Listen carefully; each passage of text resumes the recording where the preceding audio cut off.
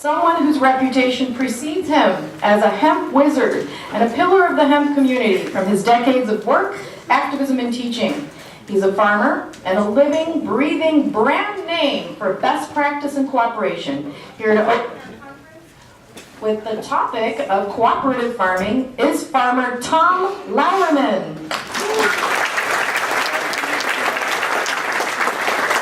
First of all, I want to thank Sophia for putting on such an amazing event. We really need more of these types of events right about now. There's so many hungry farmers out there. I'm trying to learn more about growing hemp and making some money. So I want to talk a little bit about cooperative farming. My roots are deep from San Diego. I was a landscaper. I grew up down there, put my hands in the soil about 12 years old, and ran landscape construction jobs. That kind of segued into my love for plants. I was a surfer, raised on the beach, so we were smoking weed, skateboarding, and growing weed. So for me, it all started in my backyard, next to the swimming equipment and pots that we would have left over from the landscape jobs. And back then, I traveled a lot. So this is kind of where the whole cooperative thing started, because I would leave and go surfing, so I had to rely on friends and or family to watch my plants while I was gone. Sometimes not such a good idea, but you got to start somewhere. So when legalization happened down in California, Prop 215 passed, me and my wife were advocates. She was part of the first collective garden down there, and then our collective garden started in '97. Where we had like 20 patients in Hillcrest, and back then they were popping us off one at a time, but we figured if we got together like the Bob Dylan song, Shelter from the Storm, that we could protect ourselves, which we did.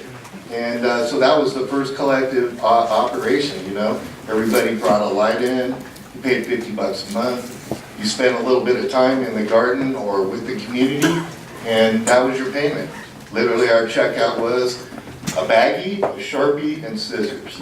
So we kept it simple. It was all about patients' advocacy back there and protecting ourselves and the farmers. So it was a great way to get together as a group, help each other with our needs, and support each other through the journey. You know, all these laws are changing all the time. If you're going to be in this industry, you got to be real flexible. You got to be like Gumby, because guaranteed, every week, every month, the law is going to change. So if you're coming into this industry thinking, I'm going to build this widget, I'm going to build this widget this way, and I'm not varying it all, you're probably not going to last too long. So really, the main thing about growing or being in this industry a lot is there's a lot of change, and it's happening real quick, and you got to stay on top of it. And with working with the group, that allows you to, you know, concentrate on what you're good at. If you're good at farming, then be good at farming. If you're good at marketing, be good at marketing. And all these, we can all work together. I think the Rogue Valley is a perfect example of working together as far as agriculture goes. I mean, the Granges started out in the 1800s, the late 1800s, I think it was 1867. And it was all about farmers and stewards of the land getting together and helping each other out. Because the amount of investment that you have to put into tractors and equipment and mulch laying and drip irrigation laying equipment can get kind of spendy. But if you partner up with a group such as Hemp Inc., they have a lot of services to help you. You're getting into this industry and you're thinking, wow, how am I going to fund all of the different equipment? Well, Hemp Inc. has options, and also working with your neighbor. Working with your neighbor is a key deal. You know, some of the equipment that you really need to share is like seeding equipment. I was part of the Siskiyou Sustainable Co-op out here in the Applegate River. Me and my wife were founding members with Don Tipping and his whole vegetable seed group over there. And what we found out, and the reason we needed to get together, was everybody doing their own CSA and fighting for the customers. Well, if you specialize in tomatoes and you specialize in green beans and you specialize in fruit, we all get together, you have a better, more rounded CSA, and not all of the work is laid on you. Now these groups take a while to form and develop. You have to have committees, you get your 501c3, And you get together and you start these agricultural co-op groups that kind of share equipment. Like out there in the Siskiyou guys, they were sharing seed cleaning equipment, which is really expensive. And they also share a brand too, Siskiyou Seeds out there. And they do really well in the marketplace. You see them all up and down the West Coast, and Don Tipping and the group of farmers out there have really done a great job of putting together a collective agriculture model. They may be somebody you want to talk to out there. They're a bunch of really great guys. You know, I don't know if you knew, but regular vegetable seed breeding was really prevalent in this area for such a long time. You have like the perfect growing region in the world here. I mean, if you look at the hardiness scales, the Rogue Valley and its regions are some of the top growing regions in the world. They have the earliest freeze dates and the latest freeze dates. That gives you the optimum growing weather. Plus, you guys reach the 100 degrees down here. I'm up in Vancouver now. We quite don't do it up there. That's why we grow in greenhouses. But down here, you guys are ideally set up for field farming. You know, you don't have too much heat like they do in the desert. You guys are in the perfect region. Sharing equipment has gone back, well, like I said, to the Grange. You know, there's a lot of resources out there within this community that, you know, and the Grange is one of them. They have commercial kitchens that can be rented out, and some of them still have equipment. So it would be, you know, well worth your while to, you know, go to these Granges and see what kind of equipment they have or services they offer or meeting space or whatever. I think working with your neighbors is going to be key. You know, some of the equipment is like a mulch layer with the T-tape layer is going to be critical for a lot of these large operations. It holds the heat in and keeps the moisture where the root system is, and you don't overwater, and there's not a lot of runoff that you get from these type of operations. Vineyard style is the kind of style you want to grow around here, as opposed to direct drill seeding. You know, I say you respect your region. Here in, you know, the Rogue Valley, you guys are farming trichomes and farming cannabinoids. You guys aren't farming stems and seeds. And, you know, find out what your neighbor's growing, and don't go against the buck.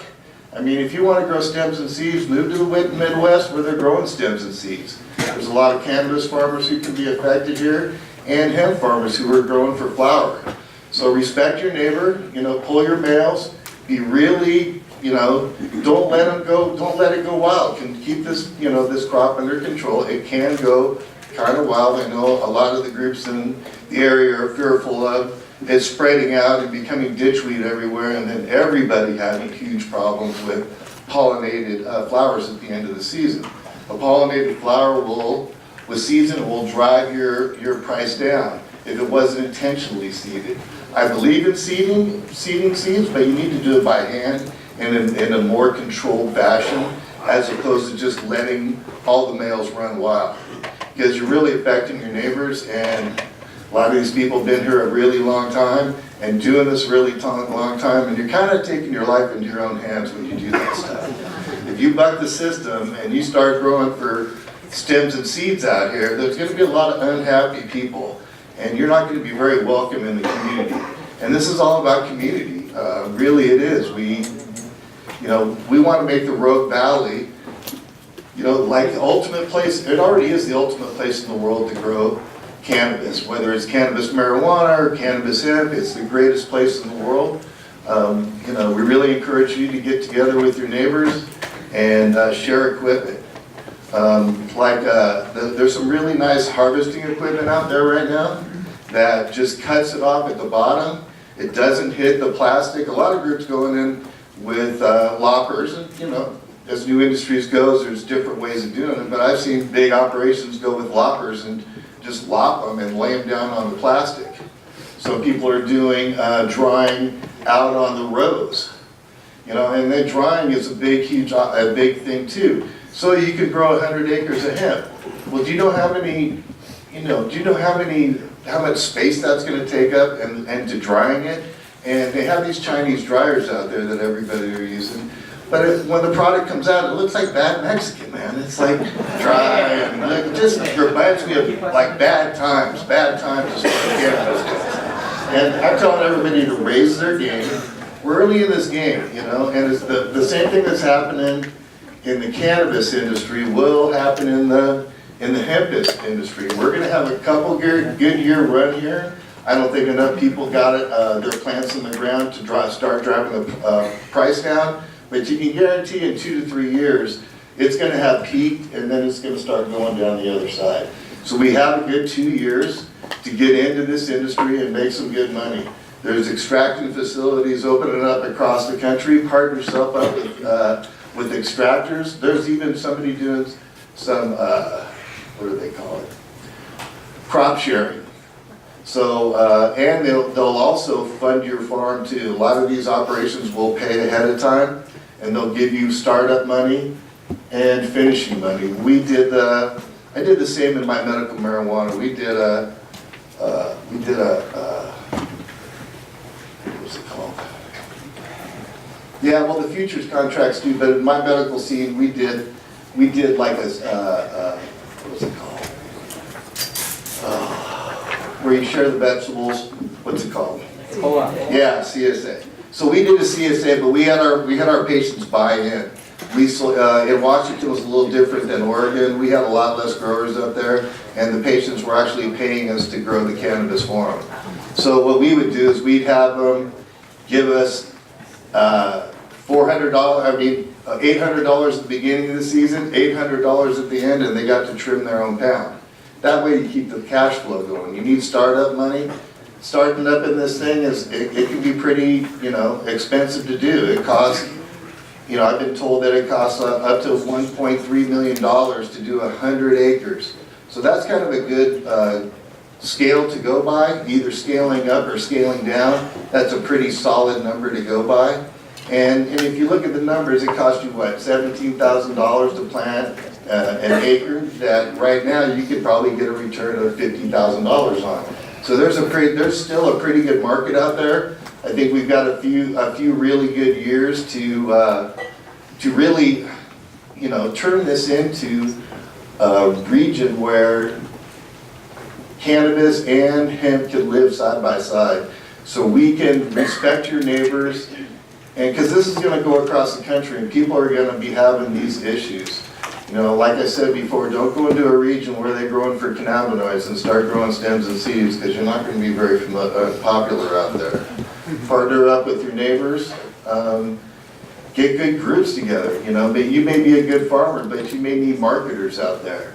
You know, you may be a good farmer, but you're not used to having all these employees. That's why the Cooperative group, they do such an awesome job. You know, this is all about finding resources out here that you can use together. There's a lot of really educated farmers out here. There's a lot of educated agricultural people in the valley, and you know, kind of like it happened down in Williams and stuff. Back in the day, there were the hippies, they were growing weed, and then there were the rednecks, and they hated the hippies for growing weed. Then one day, the neighbor said, "Hey, how do I make money?" Of course, we said, "Oh, sure, I've got seeds for you. We'll show you how to do it. And guess what? We can help you get rid of it too." So cannabis kind of broke down all that stuff. When they weren't working apart, it wasn't working. But when they were working together, things went a lot smoother. The whole community thrived instead of just one segment of the community. And most of us that have been doing this for a long time, we're pretty open with knowledge. You know, it's getting kind of tough out there to be as free as we used to be with knowledge, because there's a lot of people out there that just want the knowledge and then they want to run off. So, you know, we've been everybody's doing a little consulting out there and getting paid for our years of knowledge. And everybody's out here more than happy to help each other out and to get a top quality product out the door. And at the end of the day, that's what it's all about. So as far as growing marijuana and growing hemp, the only difference between marijuana and hemp is that hemp has a lower THC level. Pretty much you're growing the same plant, you're growing the exact same plant. It just doesn't, some have more THC, some have less THC, some have more CBD, some have less CBD. So really there's a huge opportunity out here, in the Rogue Valley. I suggest you guys all get together. I've done a lot of networking through my whole career in the cannabis space, and it really helps just to get to know everybody, because if you got the network and you know where to go when you need the solution, then that's half your problem. And if you're going with the flow within your community and not bucking the system, you're going to have a lot more allies out there who are going to want to help you get a good crop to harvest into the stores. So with that, I probably can take some questions about, sustainable agriculture and community agriculture. And like I said, it's really key that everybody groups together and helps each other out, especially during these early stages. I know that farmers are kind of cowboys out there, and they want to do it themselves. They want to pull themselves up by their bootstrap. But in this emerging economy, with these big, huge agribusinesses coming into play, it's really not feasible anymore. And you could start a little brand in your own little micro region. Say you lived out in Eagle Point, all of a sudden you have the Eagle Point Hemp Group, and it's Eagle Hemp, you know what I mean? Or whatever. You can start your own brand and market it that way. I think the microclimate regions are really key. We have all these different, like in the wine industry, we have all these terroirs where these special growing regions are. And this area is filled with them. The Applegate has its own specialty. Williams has its own specialty, the Rogue. All these places have their own special, unique characteristics in the cannabis that they grow. So partner up with your neighbors, grow the same strains, grow the same varieties, and then collectively get together and then market it out there. Because, it takes a special type of person. You really need an organization behind you. You really can't do it by yourself.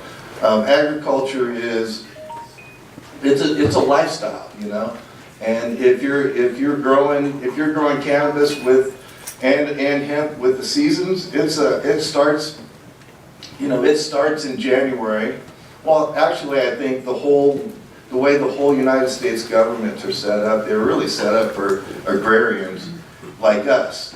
Like the beginning of the year, you go to the state capitol, you pass all your laws, you get all your stuff done. From there, you're buying your seeds and you're getting everything ready. And February and March, April and May, you're transplanting, you're sexing your plants. Sexing is really important. Take the time to do it. A trained eye can do it pretty well. If you can't do it, bring somebody on who can. Sexing is super important. And then taking it, putting them in the ground, watering them, growing them big, and then harvesting them. And then at the end of the year, Thanksgiving comes and you got the holiday off, So these year-round cannabis growers and these greenhouses and stuff, I think it's kind of throw them off their natural cycle. I think I really enjoy living by the sun and following the sun. And each day the sun's telling me, with the dryness of the soil and how much sun there is, what to do today. And that's a beautiful lifestyle. We don't have so much here in the United States anymore, but it's definitely something to fight for. And I'd love to take up some questions. Yes, sir. Hi. My name's Paris, like the city. All right, how's it going? I'm doing well, thanks. Yeah. You mentioned a lot about cooperative farming, people working together, networking. I'm looking around the room right now, considering how overwhelmed everyone's going to be here trying to get everybody else's phone number. Unfortunately, it has become my recent experience that very motivated, very open-minded people are overextending themselves, making them hard to reach, making them difficult to work with. Their responses are slow or vague, and because everyone is trying to help everyone, unfortunately, people are becoming too spread out, and they're not being effective, and they're not keeping to their word, they're not showing up on time. What advice do you have to people who find themselves too busy to keep up with what they have going on so that they don't end up looking like something that they're not, causing bad blood or causing discourse simply because they're too busy to call back? Yeah, I mean, there's a lot of people out there fishing for information, you know. A lot of us cannabis and hemp growers in this region, we've been doing this for a long time, and people really want to come in and grab all your information and then take off.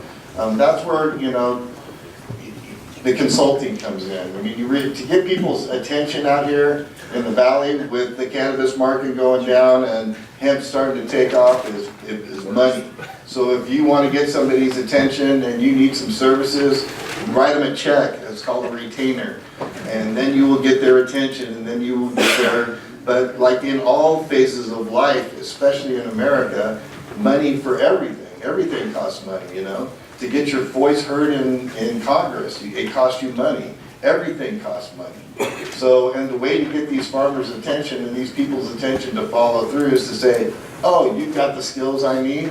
Oh, I'm going to sign you a retainer, and you're going to, and you work out the deal, and then you got their attention, and then you'll get their help. Because we find way too many people out here in the industry, these entrepreneurs, God love them, they're out there going and getting it, but they're trying to get all the information for free. And you know, a lot of us people have been doing this for a long time, and there needs to be some respect shown. And in America, the way we show respect is paying the person. So paying money and paying the person for their information goes a long way.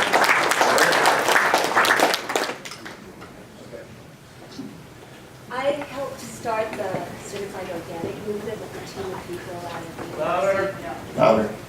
Long ago, I helped start the certified organic movement out of the University of Santa Cruz, the Harvard of Organic Farming. And the team that I did that with is very interested in seeing a large national hemp cooperative that would allow everyone to conglomerate so the conglomerates don't conglomerate over us. And it would also allow us to have legal services, consulting services, networking opportunities. We wouldn't have to get everyone's phone numbers. It would keep piracy out of the industry. Who's dealing with that around here? Can you hear me now? Okay. Is anybody interested in seeing a cooperative like that?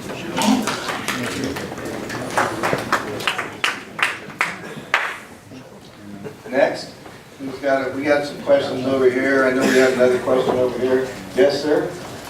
My name's Nathan Roseburg, and if the CBD market begins to take 2 years, what's the future? Can you discuss what? Well, I think there's, what we've dealt with in the cannabis industry for so long is called a workaround. They throw up an obstacle, we find the way around the back door.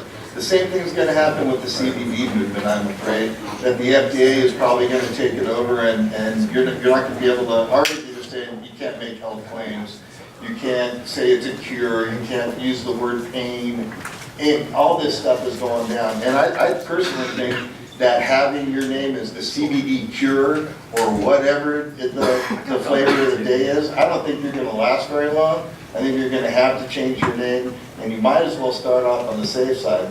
In and all of our literature and stuff and our products, we don't even mention cannabinoids. It's all hemp extract, full spectrum, full plant hemp extract. So you just change the verbiage. And just like on health foods from years past, you're going to have that warning there. This product has not been evaluated by the FDA. If you have any health concerns, please see your doctor immediately. I don't see that on a lot of packaging. I would suggest that everybody put that on their packaging as just as a safety measure for you. And I wouldn't be mentioning CBD at all on my product. I would be as vague as possible. The vaguer you are, the better, the safer off you're going to get. But then at the same time, until the legislator makes up his mind on this farm bill, like right now, we're not even working on the 2018 farm bill. We're still working on the 2014 farm bill. So now the 2018 farm bill, we get to see how it all fleshes out, and it's supposed to, I guess they're coming out with it shortly, so we're all kind of just waiting to see, you know, how the packaging is going to need to be handled and what verbiage we can use and what verbiage we can't. So it's still a little bit of a waiting game. I mean, you don't want to wait too long because you miss the bus, but you want to wait along so you're not redoing packaging and branding and all that stuff, and quite expensive, especially if you're just a small farm. Yes, sir? Would you suggest that hemp farmers contact processors now? Yeah, because they're all, a lot of these processors are really hungry. I'm not sure there's a whole bunch of biomass out there. So when people come to me and say, hey farmer, can you find me some biomass? I need 3 million pounds. And I say, yeah, that's good. That's a full-time job to find that stuff for you. It's gonna cost you $20,000 a month for me to go searching for you.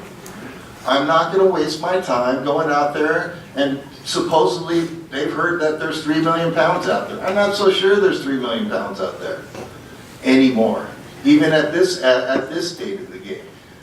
So definitely get in touch with the extractors. They want to sign contracts so they'll have product to push through their machines. They didn't buy these $250,000 CO2 machines with the ethanol wash in the back for nothing, to just sit around. Those things were designed, and when they wrote the business plans, they wrote the business plans as such that this machine was going to keep rolling. And those are perfect partners to people to get to make sure your product's sold at the end of the year. So you don't have to deal with a lot of these brokers and the lawyers. I really think the lawyers are making all the money on this whole hemp deal. You know, they've thrown in, oh, you need proof of this, and proof of life, and proof of death, and escrow accounts, and all of this stuff. And it's, what happened to a basic PO?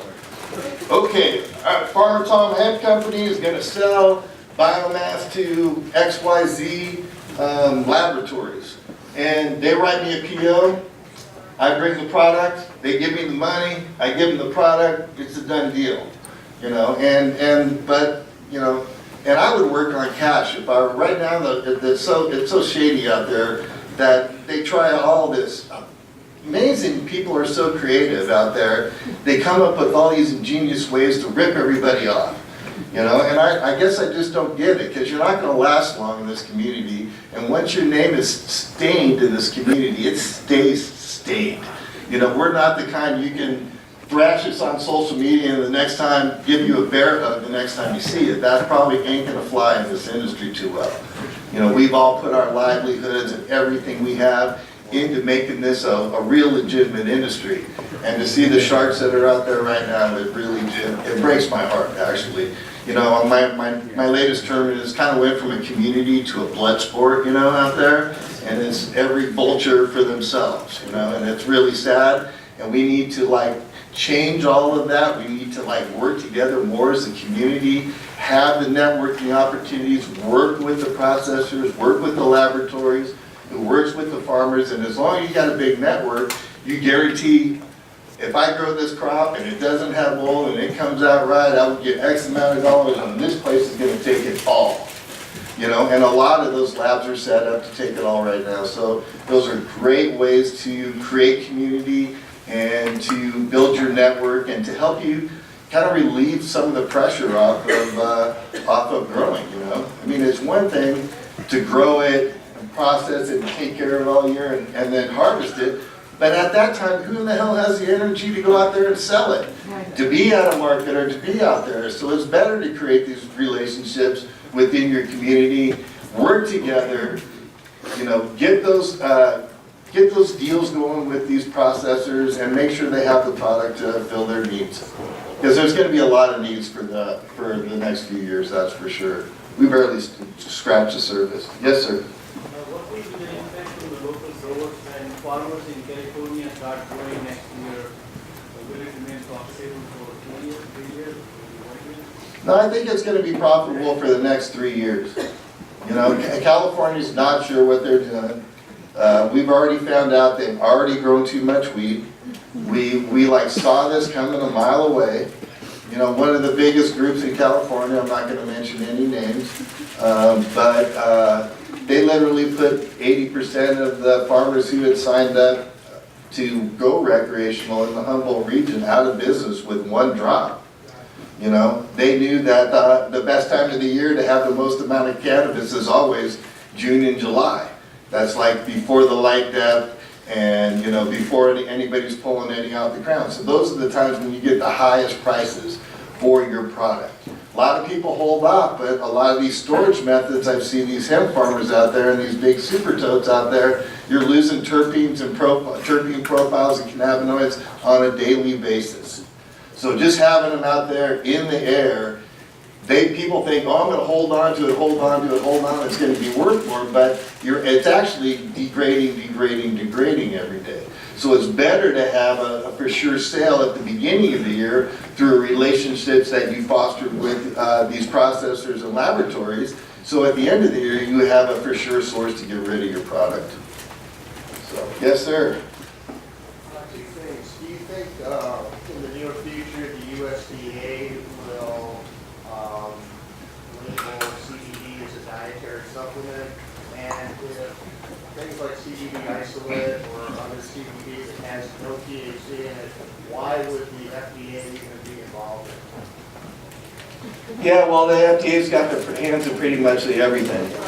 So from food to pharmaceuticals to drugs to all of it, and they're always going to have their hands into it.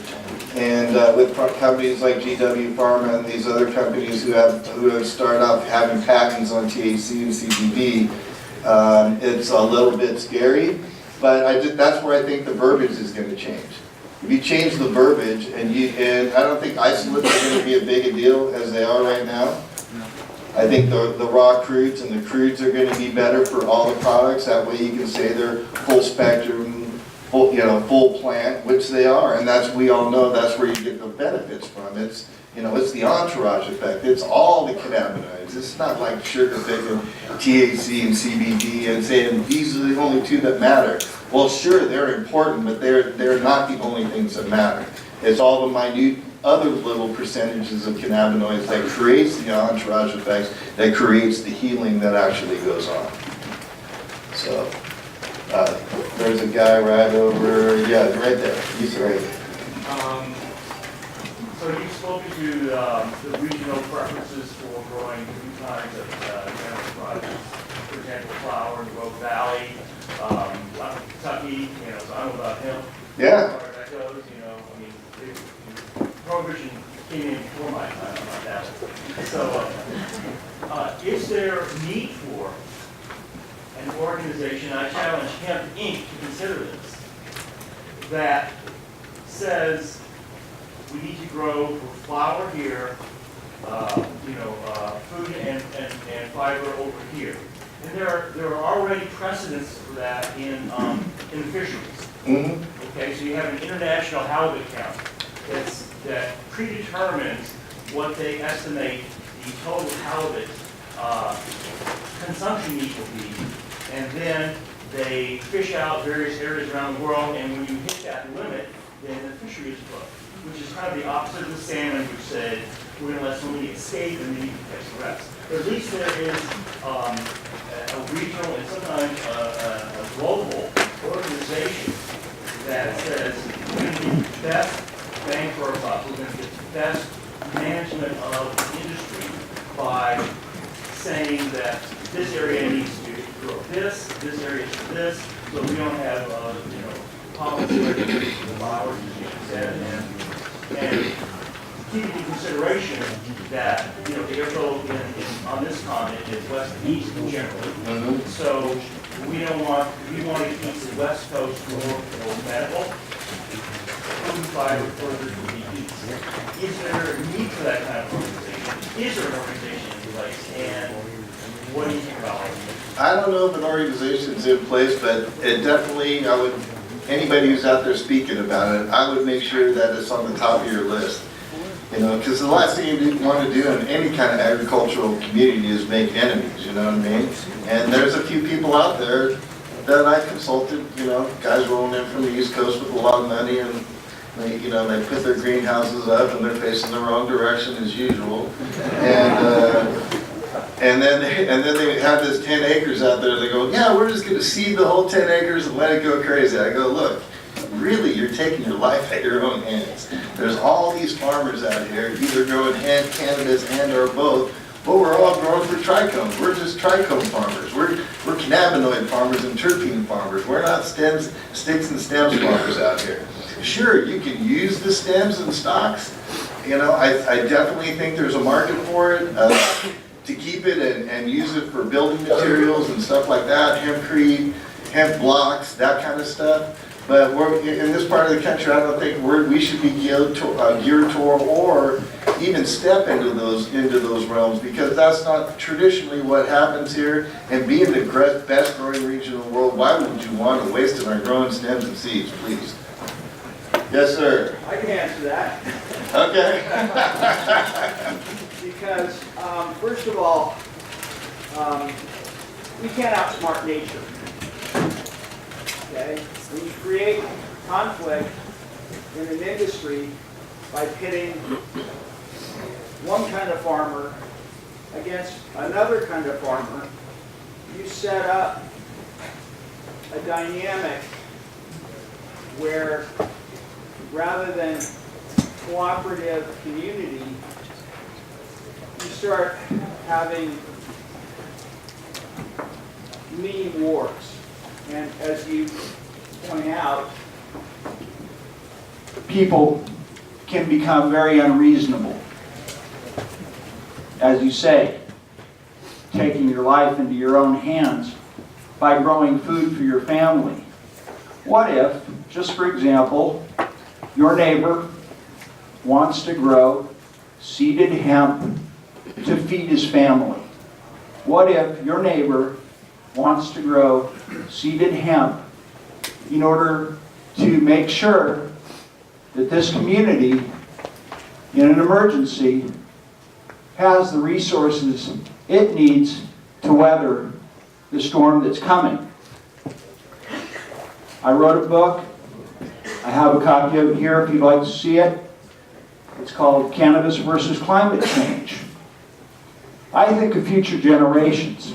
I think of the animals that we share this planet with and how much they need cannabis. We're not the only species that depends on cannabis for our survival. And we need to consider that cannabis has been on this planet for 35 million years.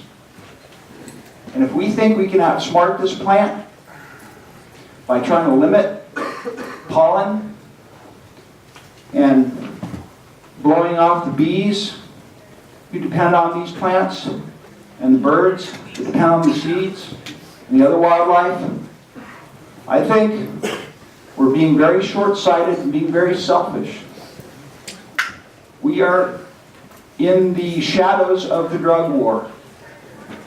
A lot of people here, myself included, used to grow sensimilla for people to smoke. But those days are over.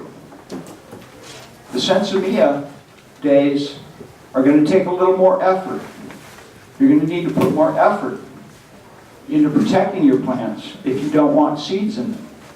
Because there's no way that nature is going to let us cordon off our crops. And there's no way that you can tell somebody who wants to grow cannabis to feed their family that they can't do it. There's just no way. So my suggestion is that you develop techniques for protecting your crops from being seeded, or you expand your market for seeded flowers, because the seeds are extremely valuable. And cannabis is... You got a question, man? Yeah, I do. Do you think you can control nature?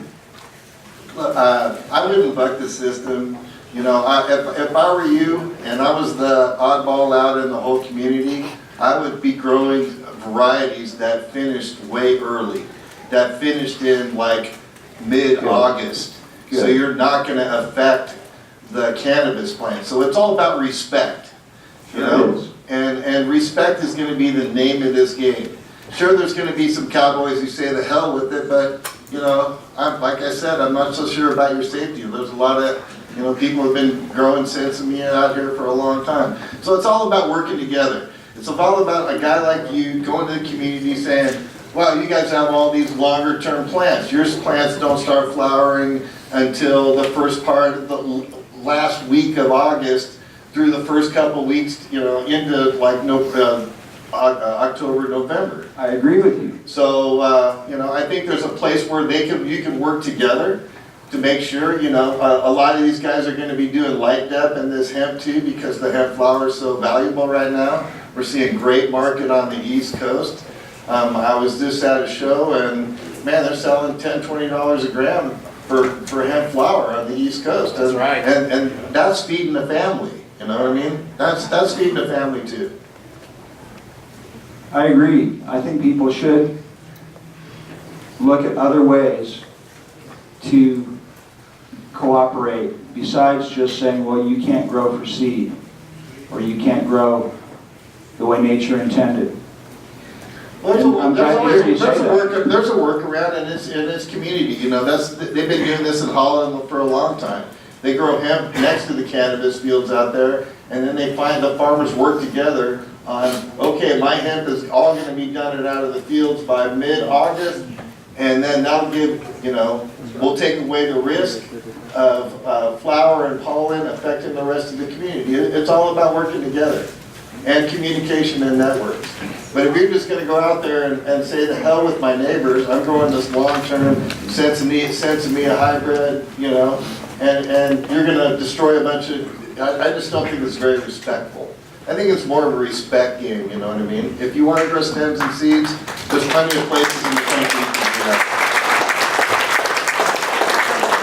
Got Yes, more sir. questions for you? As a small-time farmer, I can grow a giant cannabis, you know, and for boutique type high-quality stuff.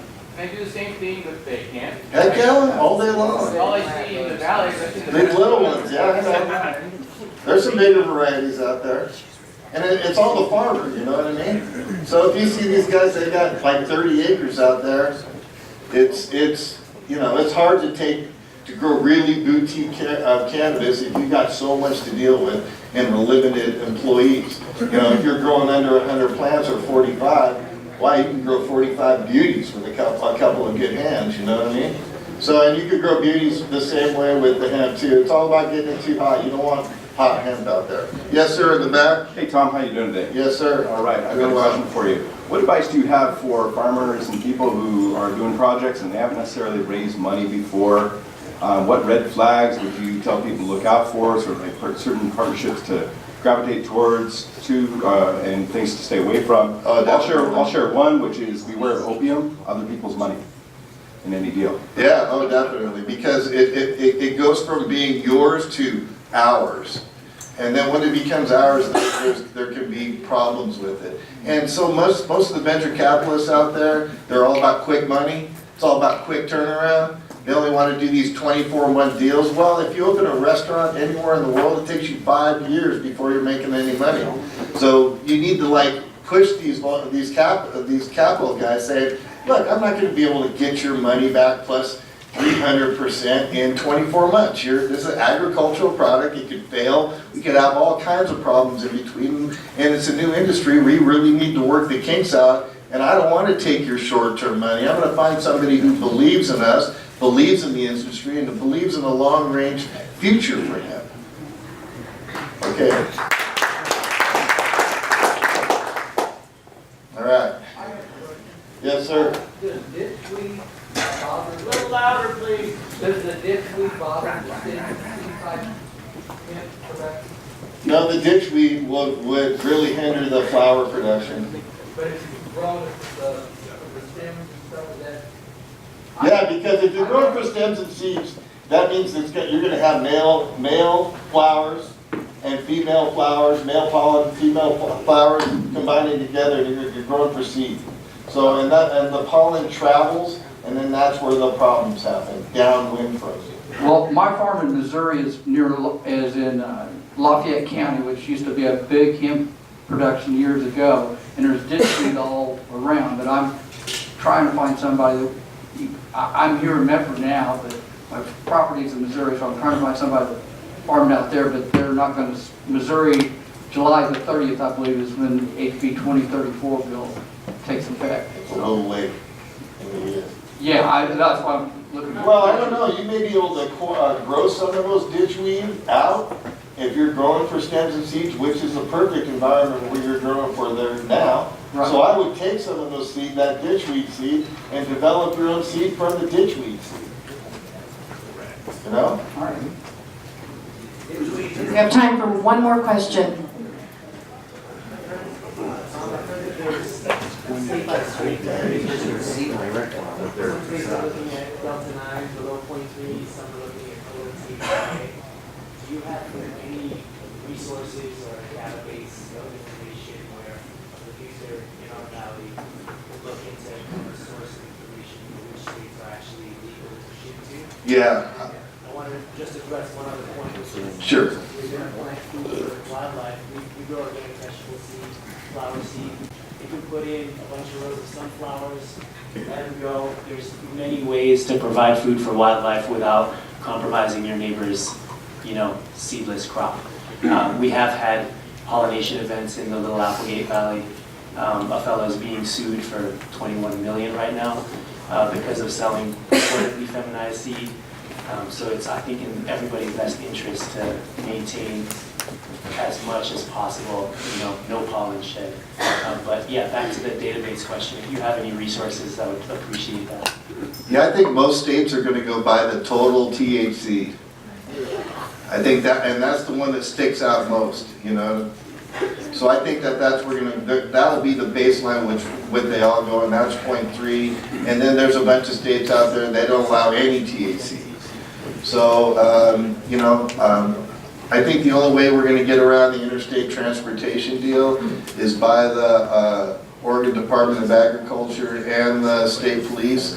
They put tags on the back of these tractor trailers that are going across country with some little QR code or a barcode there that attaches to some paperwork that they can pick up the phone and call somebody and say, yeah, this is a verified load of hemp that's going through the country.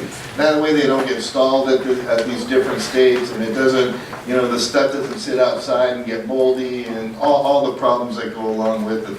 I think there's some moves that the states can make to make it easier. And once they see the money start flowing in from these agricultural products, they'll be more apt to helping the industry out as a whole. The follow-up question on that is, looking at the genetics and value of Oregon CPC, and I've not found the COA in particular varieties that tested for low 0.3 and THC. We as growers have this challenge of how to produce a product without the extraction is conforming to what might be a nationwide standard. So these extractions are the options for interstate transport. Is legal? Because I also know folks who have those genetics who are shipping, and it kind of seems like a big gray area. It is right now. All right, well, Sophia, I'll hand it over to you. Thanks so much.